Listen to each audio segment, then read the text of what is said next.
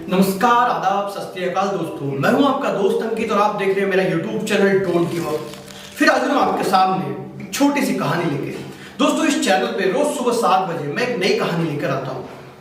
आज की कहानी उन लोगों के लिए जो बहुत जल्दी हार मान लेते हैं, जो निराश हो जाते हैं।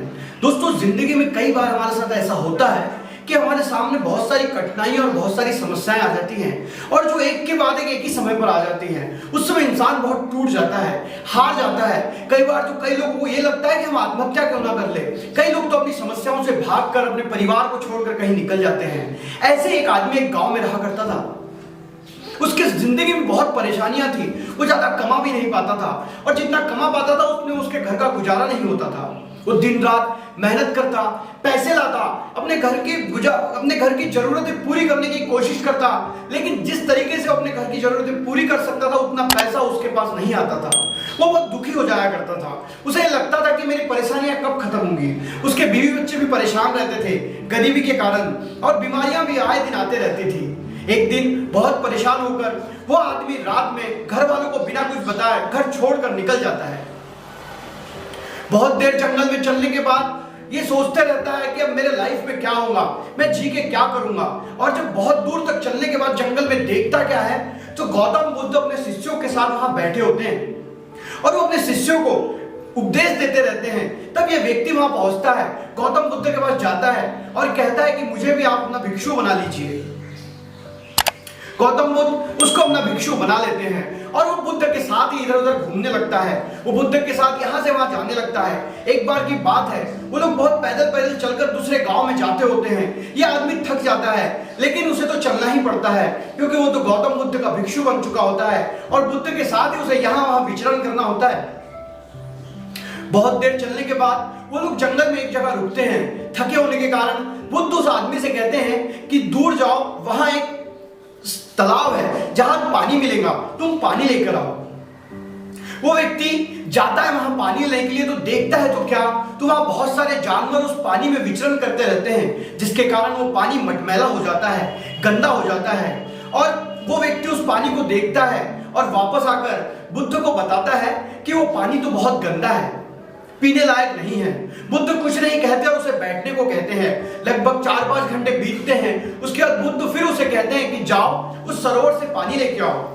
वो व्यक्ति मन ही मन में सोचता है कि मैंने अभी तो बुद्ध को बताया कि वो पानी तो गंदा है, वो पानी मटमैला है, फिर भी ये मुझे फिर से पानी लाने भेज रहे हैं। लेकिन वो कुछ कहता नहीं और फिर पानी लाने के लिए उस सरोवर की ओर प्रस्थान करता है। लेकिन इस बार जब वो सरोवर के पास पहुंचता है तो देखता है तो क्या, वो पानी स्वच्छ और निर्मल दिखता है। जमीन आसानी से दिखने लगती है। यह देखकर वो बहुत अचंभित होता है। वो अपने लाए हुए पात्र में पानी को भरता है और वापस अपनी बुद्ध की ओर चले जाता है और पानी ले जाकर देता है। तब बुद्ध मुस्कुराते हैं और उससे कहते हैं कि देखो, जब तुम थोड़ी देर पहले वहां पानी लाने गए थे तो वहां प्राणियों का झुंड था जिस झुंड ने उस पानी को गंदा कर दिया था, पानी में उथल पुथल कर दी थी, जिसके कारण वो पानी के अंदर की जो गंदगी वो सारी की सारी ऊपर आ गई थी। लेकिन जब 5 घंटे तक उस पानी को कोई छेड़ने वाला नहीं था तो पानी शांत और निर्मल और स्वच्छ हो गया है। इसी प्रकार हमारे जीवन में भी जब कठिनाइयां आती है, दुख आता है, परेशानियां आती है तो उस समय हमें कोई निर्णय नहीं करना चाहिए, क्योंकि अगर हम उस समय निर्णय करते हैं तो वो निर्णय हमारे लाइफ के लिए घातक साबित होता है, क्योंकि उस मनस्थिति में किया गया निर्णय कभी सही नहीं हो सकता।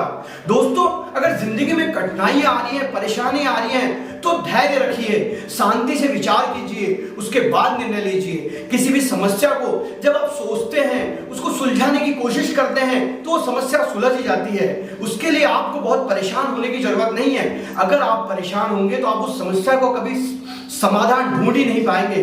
इसलिए जीवन में इस बात को अपने गार्ड मान लीजिए कि जीवन में जब बहुत ज्यादा परेशानियां होंगी, बहुत ज्यादा तकलीफें होंगी, तब आप कोई निर्णय नहीं लेंगे और अपनी समस्या को सुलझाने की कोशिश करेंगे।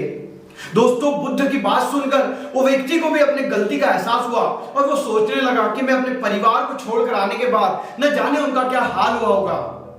और उसने सारी बातें बुद्ध को बताई और वो बुद्ध का आशियाना छोड़कर अपने घर की ओर प्रस्थान कर गया।